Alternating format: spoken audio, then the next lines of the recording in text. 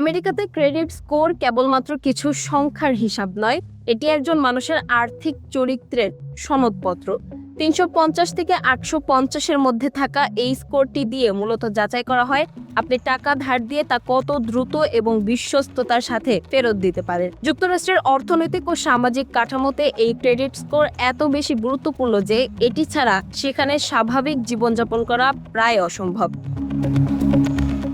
Loan এবং credit কার্ডের অনুমোদন। আমেরিকাতে গাড়ি কেনা, বাড়ি ফেরা বা ব্যবসার জন্য ব্যাংক থেকে লোন নিতে গেলে সবার আগে ক্রেডিট স্কোর দেখা হয়। স্কোর ভালো 700+ হলে ব্যাংক সহজেই লোন দেয়, আর স্কোর খারাপ হলে লোন পাওয়াই কঠিন হয়ে পড়ে।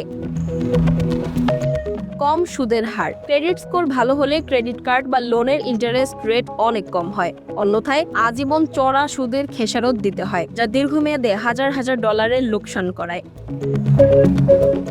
বাড়ি ভাড়া বা অ্যাপার্টমেন্ট খোঁজা।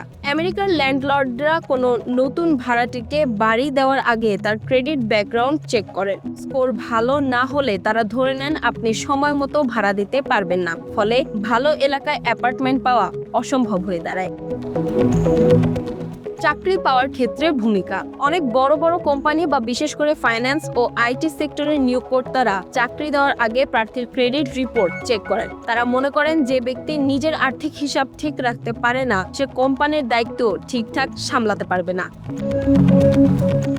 ইন্স্যুরেন্সের প্রিমিয়াম ও ইউটিলিটি বিল। গাড়ি বা বাড়ির ইন্স্যুরেন্স করার সময় যাদের ক্রেডিট স্কোর ভালো তারা অনেক কম প্রিমিয়ামে পলিসি পান। এমনকি নতুন গ্যাস, বিদ্যুৎ বা ফোনের কানেকশন নেওয়ার সময়ও কোনো সিকিউরিটি ডিপোজিট ছাড়াই সংযোগ পাওয়া যায়, যদি স্কোর ভালো থাকে।